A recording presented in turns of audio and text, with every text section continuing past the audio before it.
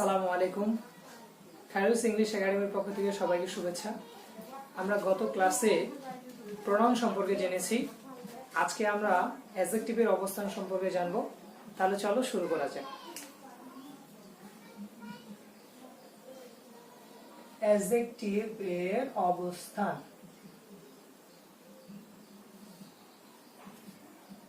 Number 1, noun এর পূর্বে। Noun এর পূর্বে চলো একটু উদাহরণ দেখে নেওয়া যাক।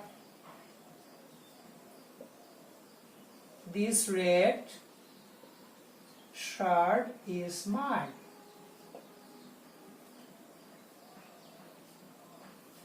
Number 2, be verb এর পর। He is honest. Number 3, complement হিসেবে। I know him dishonest. Number 4,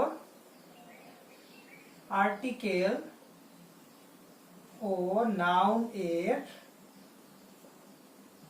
মধ্যে। Bangladesh is an